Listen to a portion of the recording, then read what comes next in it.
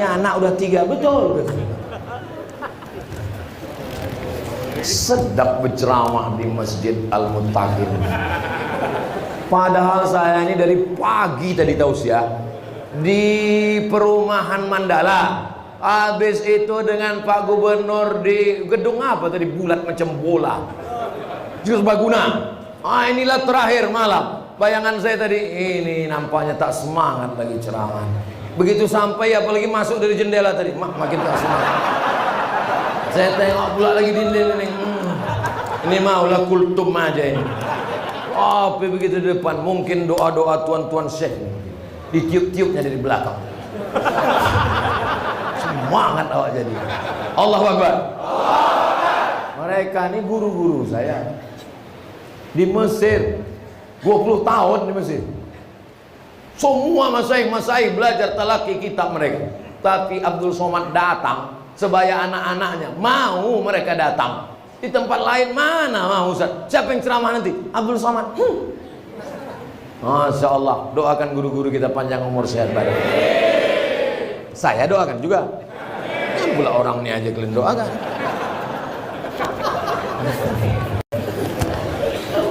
Saya di mana-mana ceramah tuh mata saya tajam, saya tengok jamaah itu berapa yang menguap. Sudah jam 22.32, tak ada satupun yang menguap. Nggak tahu. Kalau tempat lain kadang baru 15 menit keluar kuda nil. Bagaimana hukumnya jika mengakui tanah milik orang? Hukumnya menanami tumbuhan di... Ini bertanya apa curhat? Menanami tanah tanpa izin sepengetahuan pemiliknya. Orang yang menggarap tanah kosong, maka dia menjadi pemiliknya. Dalam fikih namanya Ihya'ul Mawad, menghidupkan tanah mati. Tapi kalau jelas-jelas tanah itu ada pemiliknya, maka berarti kita sudah melampau batas. La ta'tadu, jangan melampau batas. Innallaha la yuhibbul mu'tadin. Allah tak suka pada orang yang melampau batas. Dalam hadis dikatakan ittaquz zulma, jangan kalian zalim aniaya. Fa inna zulma zulumatun yaumal qiyamah. Kalau kamu zalim maka kamu akan gelap pada hari kiamat. Kalau dia mengambil hasilnya haram. Duit haram dibelikan ke nasi beras haram, disuap ke mulut berubah menjadi darah hitam, masuk ke tangkai jantung menyembur ke otak. Nasiyatin kadzibatin khati'ah, ubun-ubun berdosa hitam gelap gara-gara makan duit haram. Jangan. Yang sudah bertaubat nasuha, minta maaf, minta ampun pada yang punya tanah. Kalau tak dapat pemiliknya, cari ahli warisnya. Ahli warisnya tak jumpa, maka balikkan hasilnya ke masalih ammah yang dinikmati orang banyak. Pondok pesantren, salah satunya adalah Masjid Raya Al-Muttaqin, Kampung Serutu, Desa Timbang Deli. Kertas terakhir. Setelah masjid ini dipugar, banyak benda-benda wakaf yang tak dipakai. Ada yang berpendapat benda tersebut ditanam saja, dan ada yang berpendapat benda tersebut dijual, kemudian uangnya dimanfaatkan kembali. Pertanyaannya, pendapat manakah yang paling tepat dan benar? Kalau dia batu, semen yang tak bisa dipakai, maka ditanam untuk menimbun lantai teras supaya tinggi ke atas. Karena yang namanya wakaf tidak boleh habis. Aku wakafkan lilin ini, bisa? Tak bisa, karena lilin kalau dibakar habis. Wakaf tak boleh habis. Kalau habis itu namanya infak. Kalau tidak habis namanya wakaf. Kalau habis namanya infak. Kalau sodakoh, sodakoh itu umum, senyum pun sodakoh. Makanya jangan buat kotak sodakoh, nanti orang nengok kotak itu senyum aja. Jelas? Jadi yang bisa ditanam, yang tak bisa dijual, ditanam di lantai masjid ini. Tapi seng, kalau dipakai nanti 2 tahun bocor, tanya siapa yang bisa beli. Duit hasil penjualannya itu dibelikan lagi ke barang yang tak habis. Semen. Ada orang kampung Serutuni mengunyah semen? Mana ada? Jelas. Jadi jawaban tadi bahwa ada yang ditanam, ada yang dijual hasilnya. Jangan hasilnya untuk biaya operasional listrik, tak boleh. Mesti kekal, itu namanya wakaf. Karena wakaf tak boleh habis. 2. Setelah benda yang diwakafkan itu tak terpakai, apakah pahala dari wakaf tersebut terputus kepada si pewakaf? Masjid Nabawi direnovasi oleh Utsman bin Affan radhiyallahu anhu.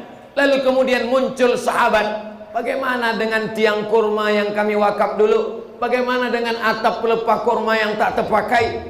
Komplain mereka. Keluarlah hadis yang diingat oleh Utsman, man bana masjidan banallahu mithlahu baitan fil jannah. Siapa yang sudah membangun masjid, maka sudah dibangunkan Allah satu tempat di surga. Pahala tetap mengalir sampai hari kiamat. Booking tempat di surga sampai innamal a'malu bin.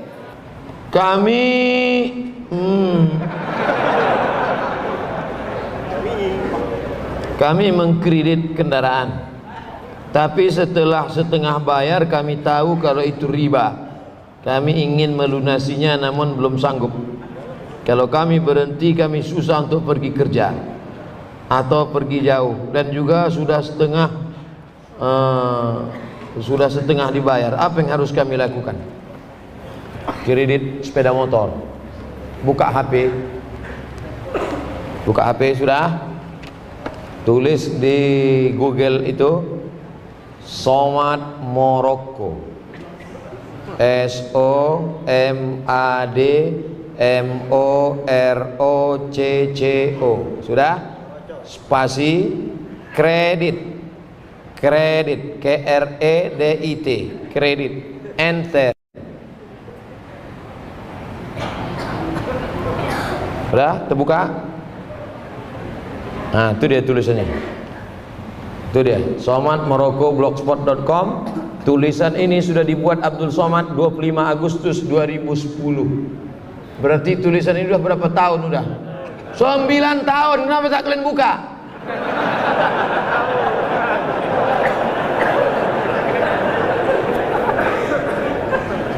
Nih, sudah 9 tahun yang lalu sudah saya tulis. Ini 9 tahun yang lalu sudah saya tulis tentang kredit ini, bahwa kalau uang dengan barang boleh. Kredit motor itu uang dengan uang apa uang dengan barang? Uang dengan barang boleh. Ini uang, ini barang boleh. Yang tak boleh itu uang dengan uang. Baca. Tolong nanti ini share. Sekarang juga share. Share ke grup-grup. Cara nge-share-nya ini ku ajarkan. Dah, yang di atas itu kan ada titik 3 paku 3 itu. Nah, share, masukkan ke grup-grup, masukkan ke grup. Nah, itulah enaknya kalian ngaji kalau sama ustadz cerdas.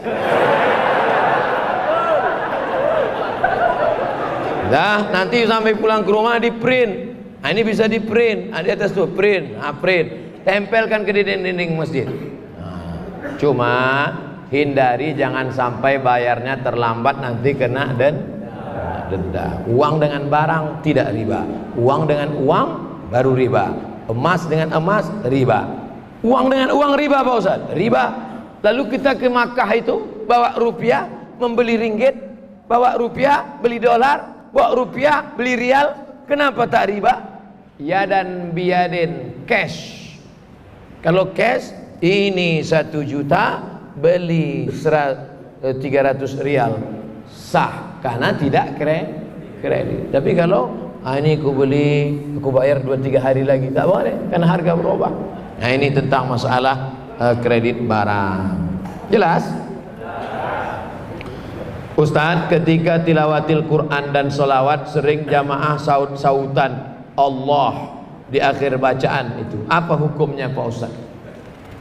A'udzu billahi minasy syaithanir rajim. Allah. Bismillahirrahmanirrahim. Allah. Inna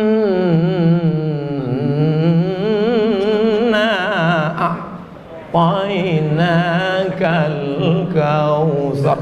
Masya Allah. Masya Allah, aku sangka surat apa tadi? Itu adalah ungkapan kekaguman. Nah, itu diisi duit, yang kalian pura-pura tak nampak. Itu adalah ungkapan kekaguman. Sama kita macam menonton bola, terus menengok Messi main, wow. Harus menengok McLaren, amazing. Nah, kan tak mungkin kita dengar orang baca Quran, A'udzubillahi minasyaitonirrajim, amazing. Sesuaikanlah Allah, Masya Allah, Tabarakallah. Coba tengok kalau Syekh Nu'ainak mengaji, Taib, Taib, Taib. Taib artinya bagus, bagus. Bukan Taib artinya tak pulang-pulang. Itu adalah ekspresi kekaguman.